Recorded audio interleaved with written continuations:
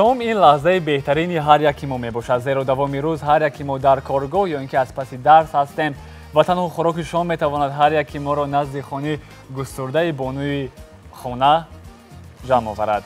بله، سلام و شام بخیر دوستان عزیز. پیشنهاد شماست نشر نوبتی شو برنامه شام شهنواز. چون هر وقت با شما هستیم من ماهیره امان و همکارم مصرف امان شایف. ماهیره عجیب آن است که کیها هستن میمونون این شبه برنامه شام شهنواز؟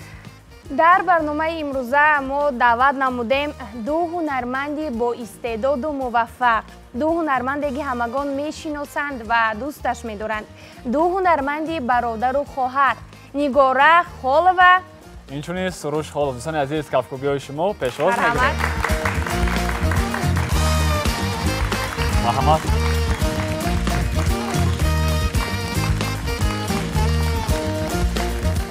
بار دیگر شام بخیر، شما را خوش آمدید میگوییم با استودیوی برنامه شام شهنواز. تشکر زیاد. تشکر. خوش، چطوری که میدونیم هنرمندان دویما از پی ایجاد هستند، از پی نوگانی ها هستند. خوش، امروزها با چه کارها بند هستید شما همچون یک هنرمندانی جوانی استراد کشور؟ همیشه از پی ایجاد هستیم.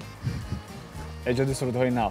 بله، چون که ما میخواهیم یک کنسرت با همراهی نگاره جان پیشکش مخلصان گردونیم و پاکیزه تیاری برای کنسرت. الکی روز ماهش را نیخته میکنه؟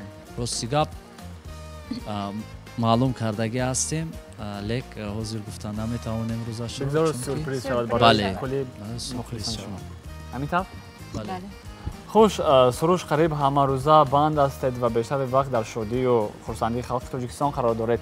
میخواستم بدونم اگر این شب در برنامه شام شهنواز نمی آمدید وقتی خود را با کدام کارهای خود صرف میکنید؟ ورزش رو دوست میدارم. کدام نمودی ورزش؟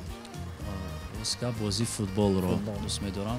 اگر که این شام من اینجا دعوت نمیشدم حتما دوستای خود رو رفیقانم رو دعوت میکردم که این شام حتما یک بازی برپا نموده با همراهی دوستان بازی فوتبال کنیم. خوش، عجیب آن است که با سرایندگان فوتبال بازی میکنید یا اینکه با دوستان؟ بله، دوستان اونجا زیاد هستن، هنرمندان هستن، سرایندگان هستن، نوازندگان هستن. ما جمع میشیم هفته یک مرتبه یا دو مرتبه بازی فوتبال میکنیم. کی از در بین شما از همه فوتبال بازی بهترین؟ اگر از من خودم رو گم باز میگه تعریف کرده است. نه تعریف ما باوری داریم که شمایی. اونجا قریب که همه نقص باز میکنم. فکر میکنم از شما از عهده دروازه‌بانی خوب با فکر میبرید. قد شما بلند است فکر میکنم. یعنی که نه. چرا نه؟ خود نگاره شما دخترچه‌تون رو به عهده کی گذاشته به برنامه ما آمدید؟ برای من خیلی جالب است. البته به عهده مادر جانم میگذارم و به عهده خشتومنم است و روزهایی که اگر روزی کاری باشد به باغچه میرود. باغچه میرود. بله. خیلی خوب. خوش، امیدوار هستم که برنامه امشب با حضور شما جالب و رنگارنگ میگذرد. فکر میکنم با کلی تماشابینان پسند، زیرا نگاره امشب با برنامه ما با یک سرود تازه ایجادی خود آمده است. فکر میکنم اولین مرتبه طریق تلویزیون شهنواز مخصوصا با برنامه خواسته ها این سرود برای کلی مردم تاجیکستان، آن افرادی که پیوسته تلویزیون شهنواز را تماشا میکنند پیشکش میگردد. همین طور؟ بله. خوش، سرود چی نام دارد؟ تا جوانی. تا جوانی. بله. چرا سرود را محض خودی حاضر پیشنهاد کردید؟ چونکه چند ماه پیش روز جوانان بود. چونکه سرود نو تیار شده. از کی است عموما آهنگ متنی کی است؟ متن آهنگ متن امیرجان صبوری است. استاد عزیز. صبوری سرانده افغان. بله. خیلی خوب. خوش گپ، چون که نگاره بانو زیاد آهنگای استاد رو دوست می‌دارن. شاه خالی. بله بله. از این سبب قریب که همه سرودهایش رو از یاد می‌داند. از همین خاطر تصمیم گرفته است که من از همین سرود رو بیشتر بهترین.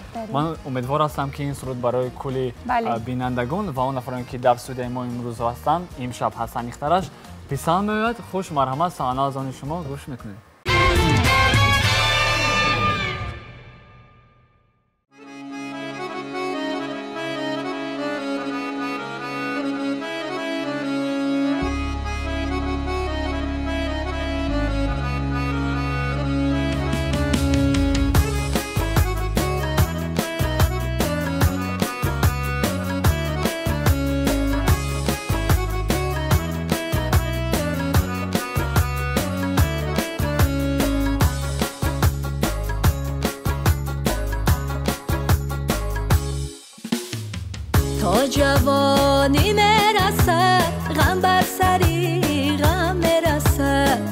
رنج و درد و عاشقی همه شبا هم میرسه تا جوانی میرسه غم بر سری غم میرسه رنج و درد و عاشقی همه شبا هم میرسه با یکی صبر زیاد با دیگری کم میرسه با یکی صبر زیاد با دیگری کم میرسه مگر ای سنگ صبور مسافری دیاری دور کو به کوه نمیرسه آدم به آدم میرسه کو به کوه نمیرسه آدم به آدم میرسه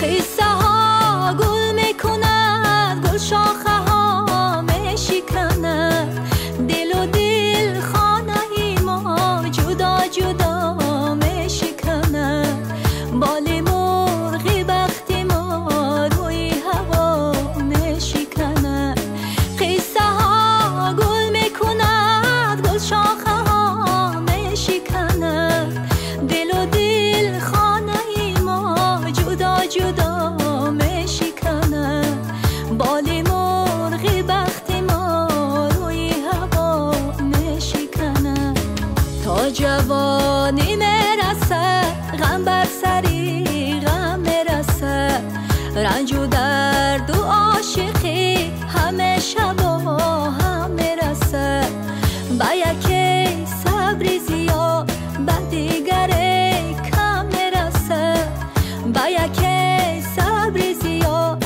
با دیگری کم میرسه مگر ای سنگ صبور مسافری دیاری دور کو به کوه نمیرسه آدم به آدم میرسه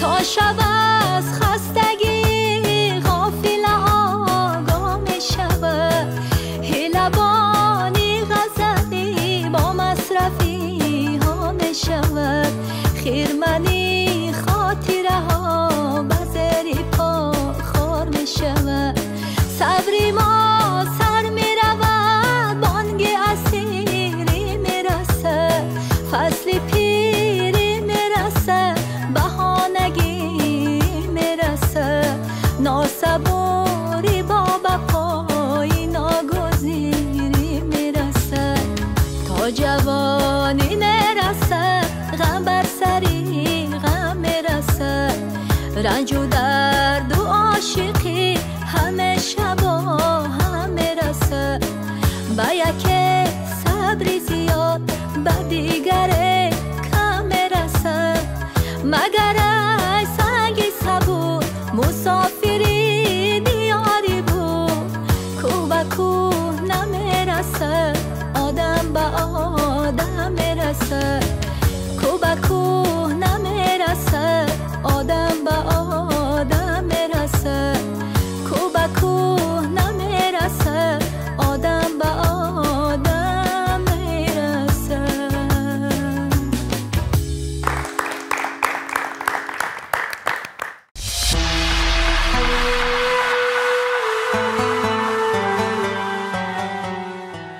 دوستان عزیز ادامه دارد شو برنامه فرهنگی و فراغتی شام شاهنواز طریق تلویزیون شاهنواز و مهمانان امشب برنامه ما هستند دو هنرمند جوان نیگورا و سروش خالوف. فکر میکنم این حال بخش نخستین را آغاز میکنیم. بخش اولی برنامه ما نیز عنوان گرفته است پیدا کن. یعنی چی را پیدا میکنید در این بخش؟ ما برای شما یک چند آهنگ را پیشنهاد میکنیم. آهنگ های سرودها هستند. فکر میکنم نه اونقدر دشوار است. هر نفری که این سرودها رو چندی مرتبه گوش کرده است و در کجای گوش کرده بود زود پیدا میکند. آهنگ‌ها نیز گرفته شدند از گوناگونن؟ بله گوناگونن مورد علاقه هم گفتن. از خارجی کشور سرودهای هم از داخلی کشور. فکر میکنم برای شما دشوار نیست. مایلش بخش به شما فهمه؟ بله شروع فهمم. خوش این حالا چیزا رو می‌خواستم پرسم بیشتر کدام سرودها رو شما گوش میکنید خارجی یا که راسیگا با من فرقی ندارد چی سرود باشد چی آهنگ باشد دلنشین باشد من هم بهترین باشد گوش میکنم. برای شما نیست بله. پس این حال معلوم میگردد که تا کدام اندازه شما سرودها رو بیشتر گوش میکنید. این حال از کارگردان آواز خواهش کرده می شود که آهنگ نخستین را برای ما پخش نمایید. مرحمت گوش میکنید.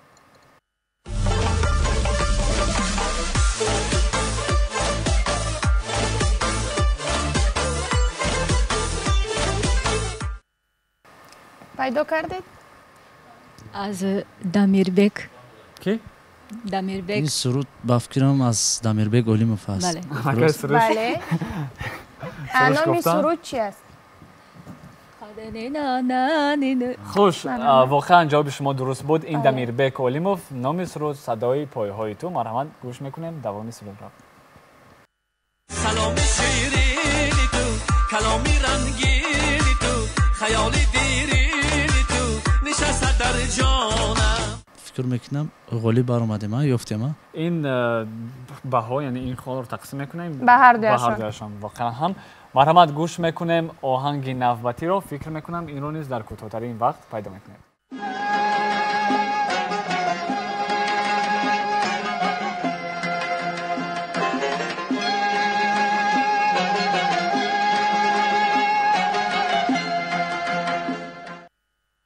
استاد این سرود از شادروان استاد ظفر نظیم است با نام مادر. واقعا جواب شما درست است. سروش در حال پیدا کردن. این بود ظفر نازیموف نام سرود مادر. مرحمت گوش میکنیم دوام سرود را.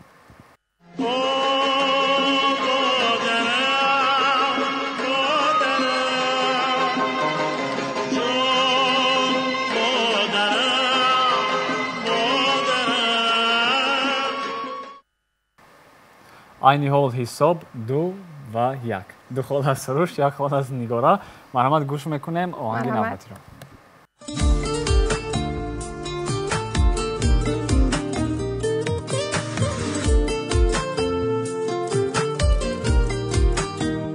استاد ذکرالله حکیموف است با نام وطن سرود فکر میکنم. واقعا جواب شما 100% درست است. یک افکاری دوستان عزیز برای سروش. فکر میکنم دیده از نگارا سروش بیشتر گوش میکنه سرودها. ما نگارا رو نیز میفهمیم زیرا در تربیت فرزند است. فکر میکنم وقت نیز نیست که سرودها رو گوش کند. به هر حال جواب شما درست است. مرحمت گوش میکنیم دوام سرود را.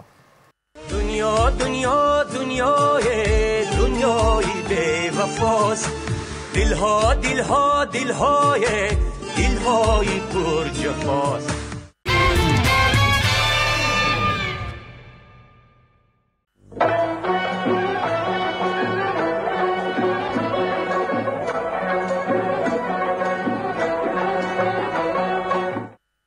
مسلمه بقیه نه نه فکر میکنم شما پیدا کردید.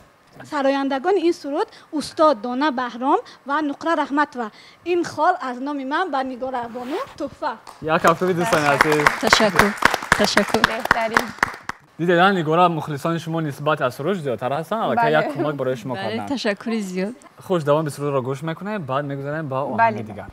لیلا لیلا لیلا از دستت باویلا مجنون مجنون مجنون کردی مرا جگر خون.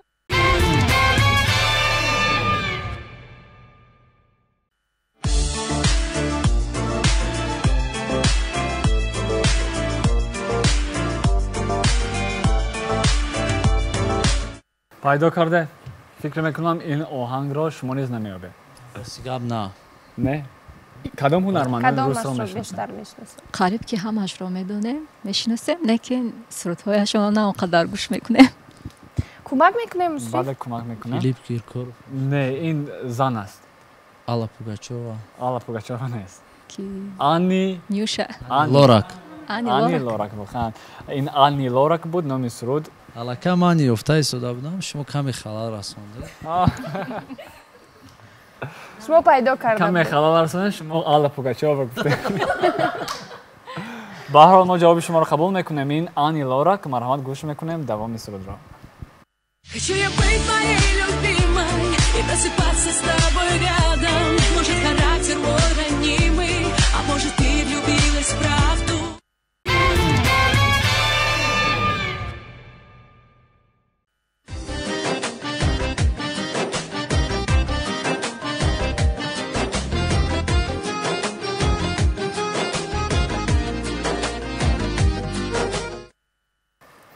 پیدا کردید؟ نگینه موقع؟ نه نگینه نیست نه. سیگاب نیفتیم. شما نیست نه. خوب مصرف جوابش را خودت گوی. مرحمت جوابش را میگویم. این ستاره کرامت الله نامی سرود خاموشی. مرحمت گوش میکنیم دوام سرود. یک خال با شما توفا. تشکر. خاموشی پر گفتگو، خاموشی لبهای تو، سر تا به پا من گوش و گوش، سر تا به پا شیدای تو. آن همین بود جواب، یعنی ستاره کرامت الله. فکر میکنم یک آهنگ دیگر نیز است. گوش میکنیم بعداً غالب این بخش را معین میکنیم.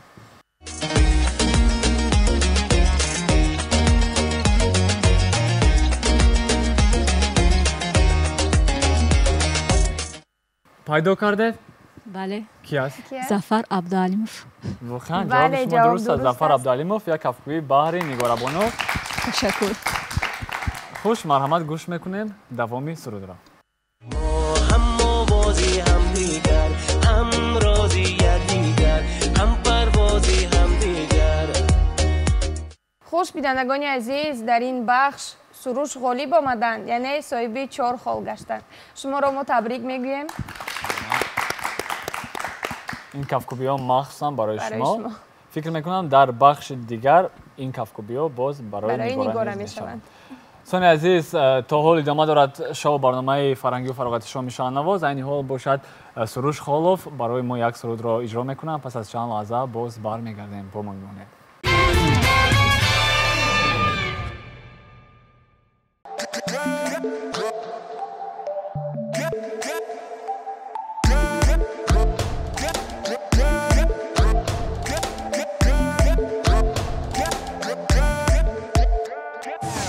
سنمو جلوانمو جانبی ما کم کمکه سنمو سنمو سنمو سنم سنمو خندنمو جانبی ما یک دمکه سنمو سنمو سنمو سنم سنمو نیز با ما مثل شما با نمکه سنمو سنم دل پیگارد منم از الان های تو یار سوخ جان و تنم سنم و سنم دل پیگارد منم از الان های تو یار سوخ جان و تنم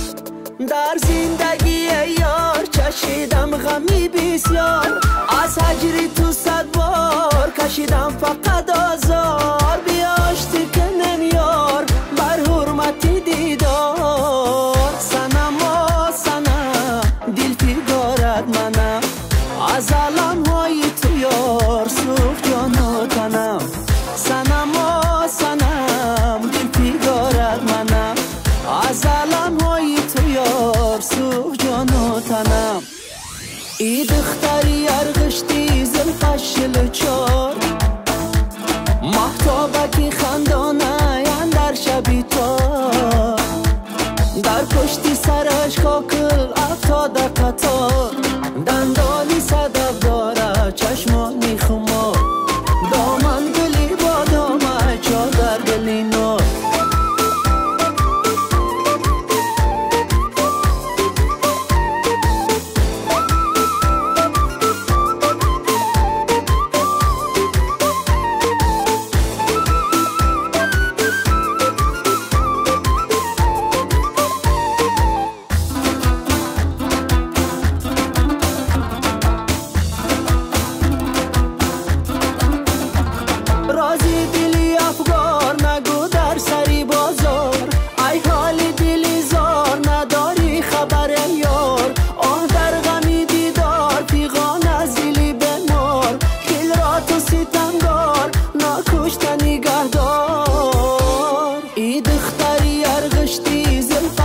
چار مهتابکی خندانه در شبی تار در پشتی سرش کاکل افتاده قطار دندانی صدف داره چشمانی خمار دامن گلی با دامه چادر گلی نار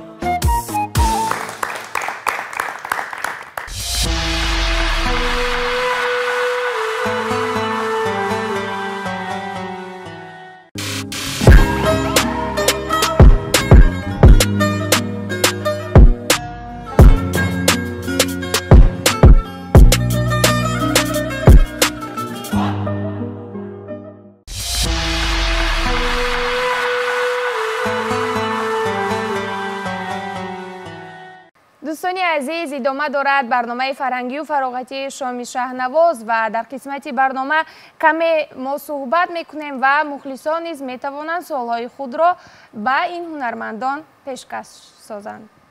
واقعا شما نیز امکان دارید در صحبت ما همراه شده چیزی که میخواهید از این هنرمندا پرسان شوید، البته برای شما جواب میگویند.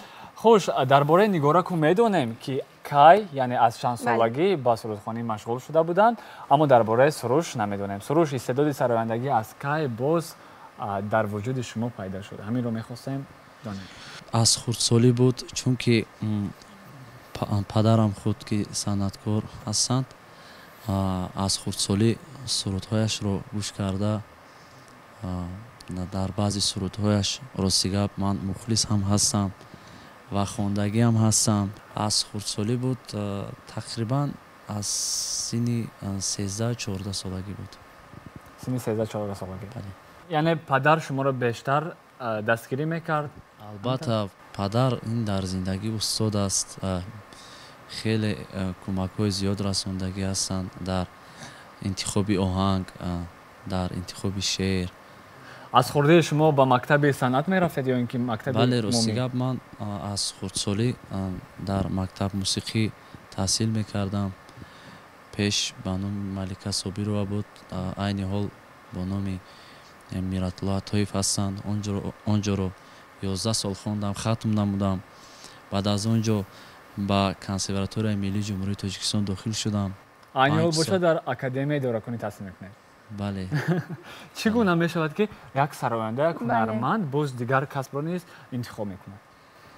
اکنون راستیگپ همون میگویم برای یک مرد 40 هنر کم است. این از شعار شما یعنی لحظه های فراموش نشونده، یعنی لحظه های خوشبختی در حیات هر یک انسان هست.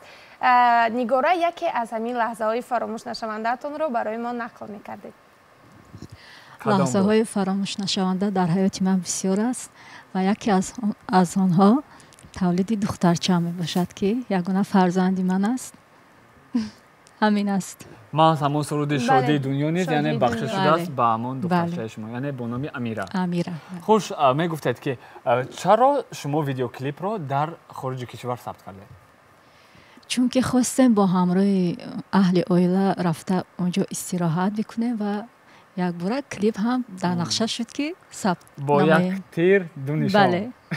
خیلی خوب، این یک ایده خوب است. فکر میکنم ویدیو کلیپ علاقه به چندین نفران پسند آمد و علاقه تماشابین زیاد نیز گرفته است در سامانه‌های اجتماعی.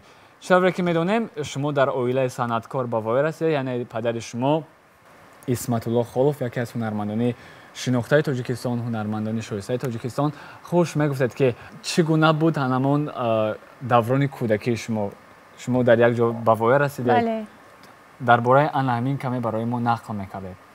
راستیگپ از آوان کودکی در زیر سرودهای پدر به وای رسیدیم و چون که پدر صنعتکار هستند، روزهایی که میشد به سفر هنری میرفتند، به یگان جا میرفتند.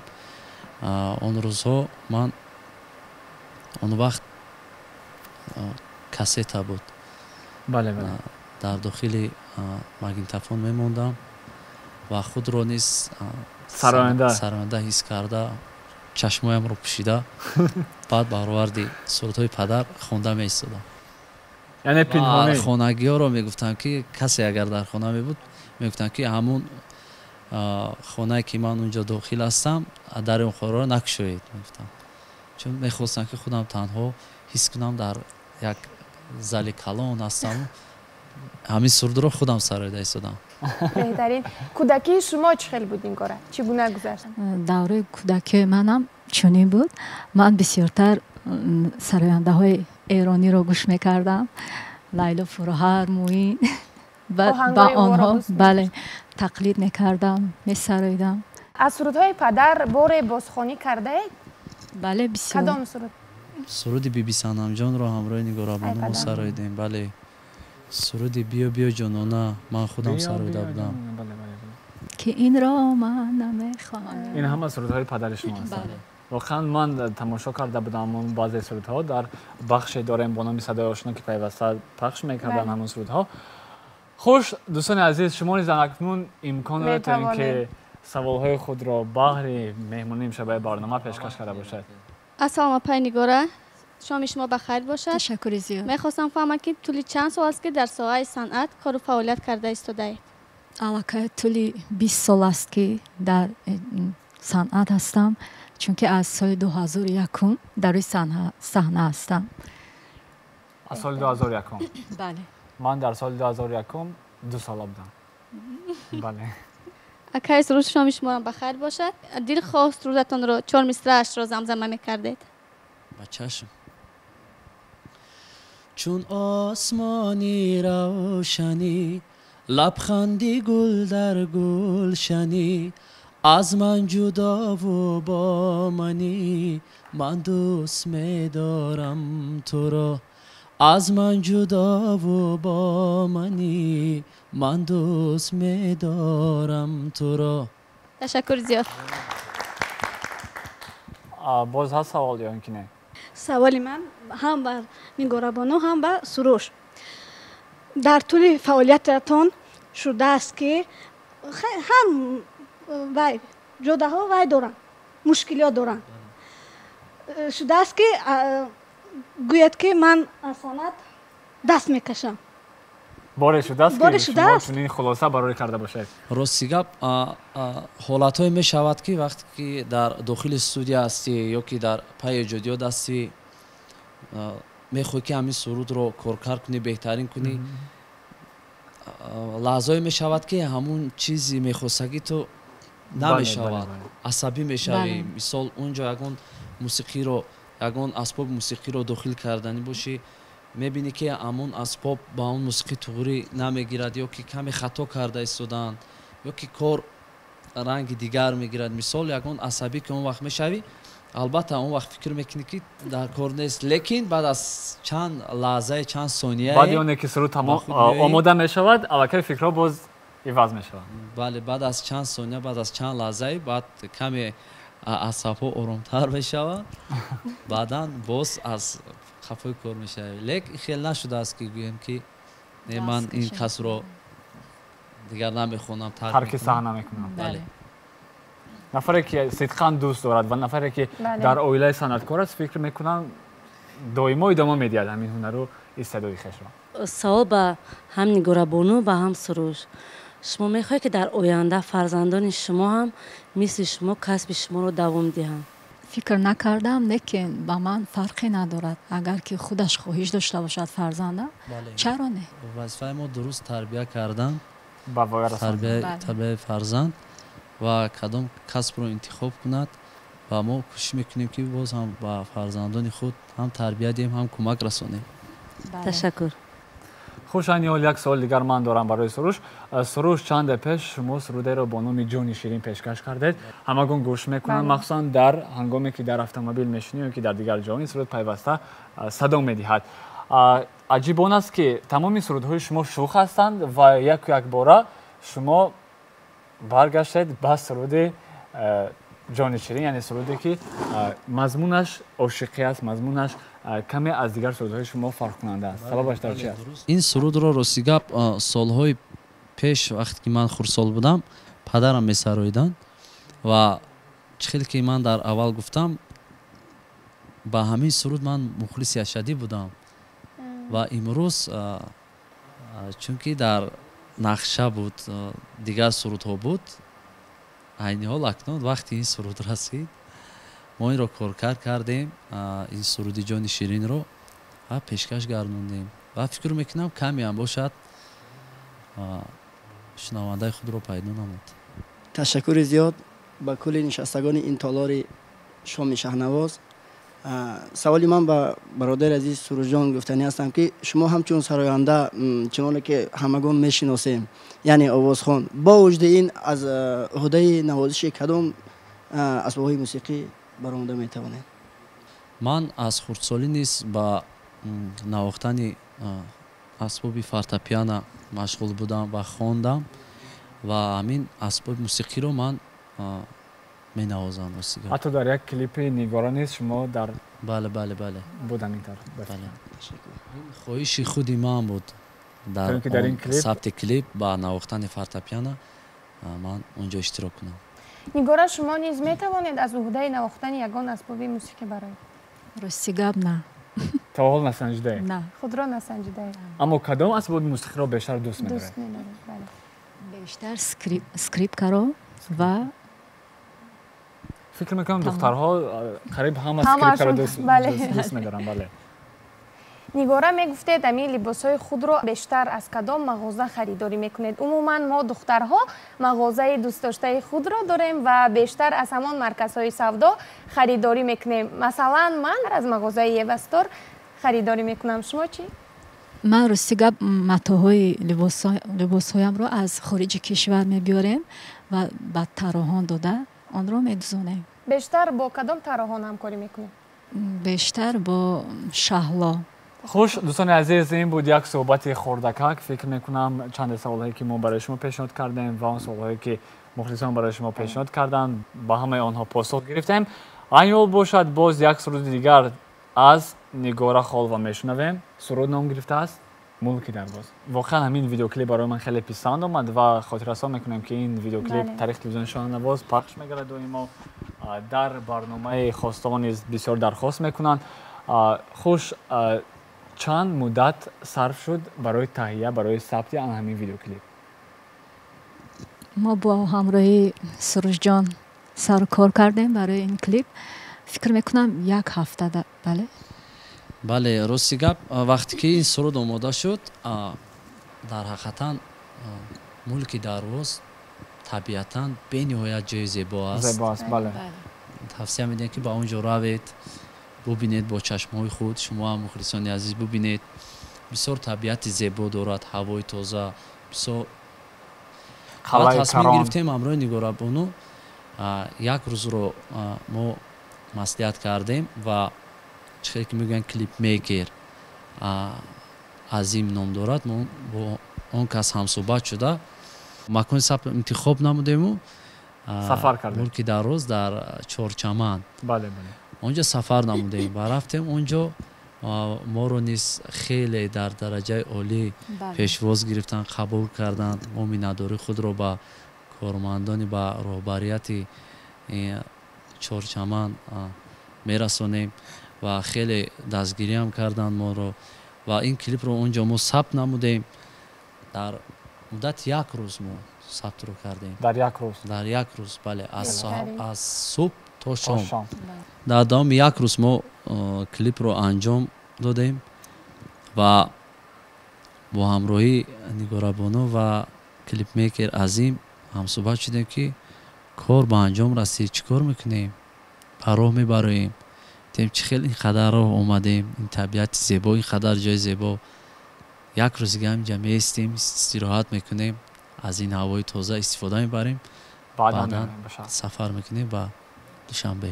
فکر میکنم علاقه همه مخلصان از تهیه این کلیپ یعنی واقف شدن.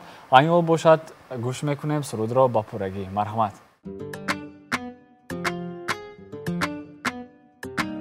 زار بزارت شوم یار یار، گریه کنم در قدمات زار زار.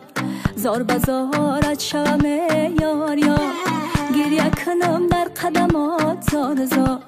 گر تو بیایی اگرم در کناره، گریه کنم در قدمات زار زار. گریه کنم در قدمات زار زار.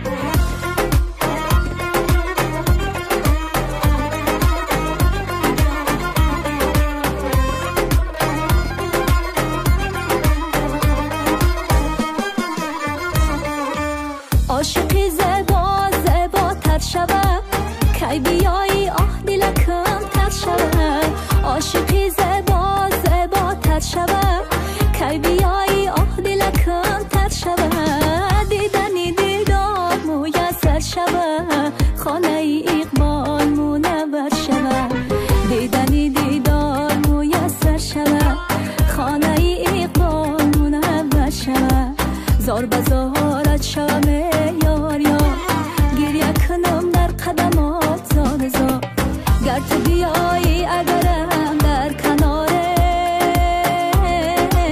گریه کنم در قدمات زار زار گریه کنم در قدمات زار زار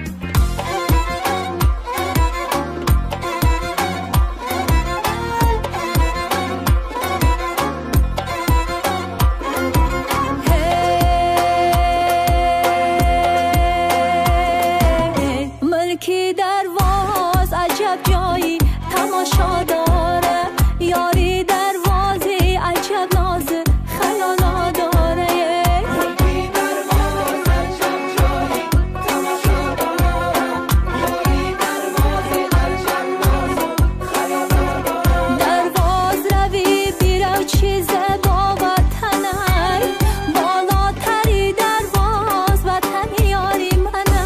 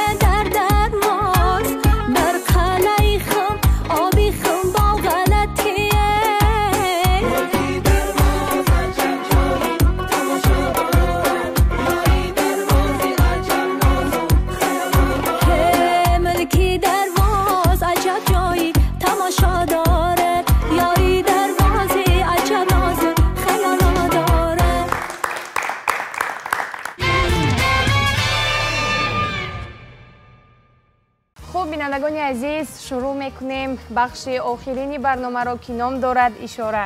یعنی بازی با هنرمند. اینیول من قاعده بخش را کوتاه برای شما میفهمونم. در این بخش شما چیکار میکنید؟ یکی از شما در گوش مونک صدای بلند موسیقی، نفر دیگر باشد از همین داخل همین ظرف یک تا کاغذ را انتخاب کرده، یعنی مصرع های شعری را بر رقیب خود میفهماند. باز همین گونه شما با نگاه میفهمید. بخش با شما فهمید؟ بله. از کی آغاز میکنیم؟ از شما. مرحمت گوش مونک را بگذارید. یک موسیقی را ما برای شما انتخاب میکنیم. و شما باشد مصرع‌های شعری را انتخاب کنید. 100 بار بدی کردی و زباد 100 بار بدی کردی و 100 بار بدی کردی و شرمتون آمد. 100 بار سرباز 100 بار 100 بار 100 بار 100 بار 100 بار بدی کردی و 100 بار بدی کردی 100 بار میزند. بدی کردی و بدی کردی با حرف اشاره کنید. بدی با حرف بدی کردی 100 بار اومد. شاید دیگر مصرع شعری را انتخاب میکنه. بیا که مصرع دیگر رو انتخاب میکنه. فکر میکنم برای سروش کمی مشکل بود. میفهمونه؟ 100 بار بدی کردی. 100 بار. 100 بار. بله. بدی کردی. ب. بدی کردی. بدی. 100 بار بعد 100 بار بدی کردی و شرم تو ناومد.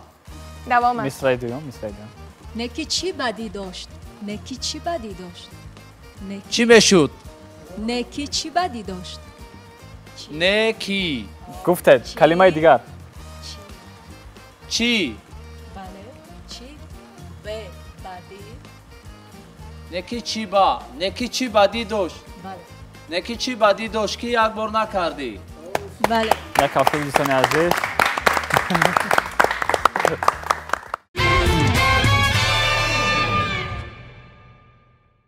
زنگ میزنی. زنگ میزنی. زنگ بیزن. زنگ میزنی. نه زنگ میزنی. زنگ میزنی. آه. پیشی. پیشی هر کس. پ ب پ او پیشی. پیشی. او پیشی. پیشی هر کس. ها خ. پیشی همه. هر کس. پیشی هر کس. هر کس. که کس. هر کس. خیلی واپچه نمیفهم. هر کس. اهلی. نه پیشی او هر کس. پیشی هر کس. او هر کس. چی میگویی. میگویی. پیشی نه میگویی. چی میگویی. چی میگویی. او از منی. بله. پیش هر کس چی میگویی از منی. پیش هر کس چی میگویی از منی. بله. هفته باش دوستان عزیز.